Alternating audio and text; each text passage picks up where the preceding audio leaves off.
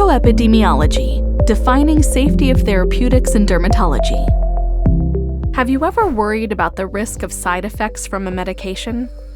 For example, does treatment of psoriasis with biologics increase the risk of cancer? Does treatment of acne with isotretinoin cause inflammatory bowel disease? Will JAK inhibitors used to treat alopecia areata or eczema increase the risk of cardiovascular events? These are fundamental questions about safety of medications that the science of pharmacoepidemiology answers when applied to study drugs used for many years in large populations of patients. So what is pharmacoepidemiology? Simply put, it is the science of studying the use and effects of drugs in large populations. Let's back it up a bit. When new drugs are brought to market, they've already been approved by regulatory agencies, typically based on data gathered from randomized controlled trials in small populations, like a few hundred to a few thousand patients. While randomized controlled trials are the gold standard for showing the efficacy and safety of a drug, they have some limitations with regards to fully understanding the safety of a medication. First, clinical trials are often performed in relatively healthy people who only have the disease being treated with the tested drug. In the real world, many people have multiple illnesses at one time. Additionally, older patients and children are typically not included in adequate proportions in randomized controlled trials, making trial results difficult to generalize into a large, diverse patient population. Furthermore, initial randomized controlled trials typically monitor exposure to the medication over a period of only weeks to months, providing minimal information on the safety of long-term exposure.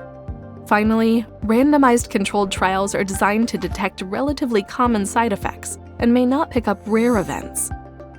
As a result, initial clinical trials can usually accurately describe only adverse events that occur in about 1 in 100 patients, and often cannot detect rare adverse events that occur in fewer than 1 in 1,000 patients. To give you an idea, a 1 in 1,000 risk is about the same as your chances of needing emergency treatment in the next year from injury by a glass bottle or jar.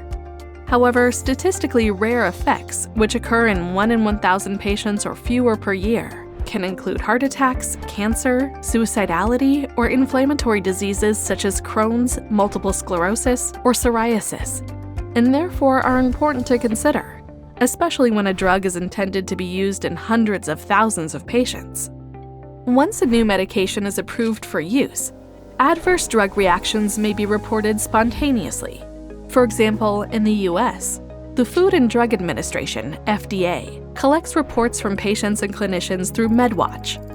Case report data and other descriptive studies like case series, cross-sectional studies, and ecologic studies can be used together to identify safety signals, which are hypotheses about potential causation between a drug and an adverse event. Once a hypothesis is determined, analytic study methods, including case-controlled studies, cohort studies, and further clinical trials, are used to test the hypothesis set forth by the descriptive study to confirm or refute a safety signal.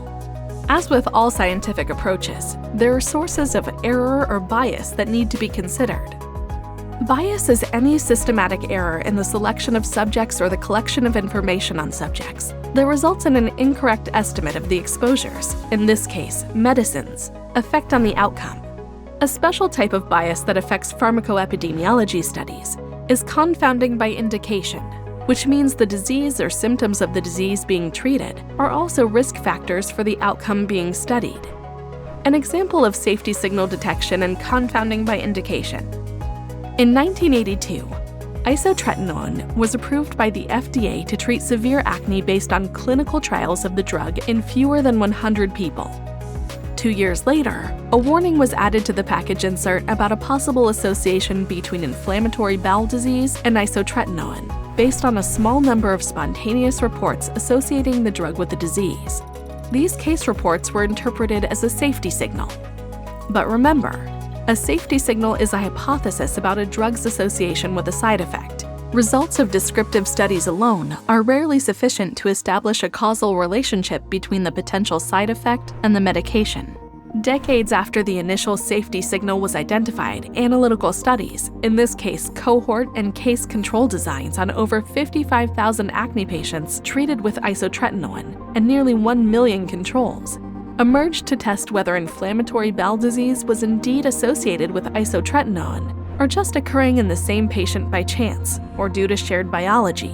For example, patients with severe acne may be inherently at higher risk of inflammatory bowel disease, or by confounding effects of other factors like some tetracyclines used to treat acne.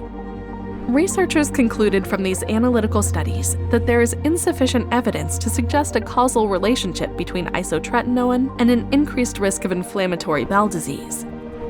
New medications are being rapidly developed. Therefore, pharmacoepidemiology research is increasingly important to provide understanding of drug safety after approval.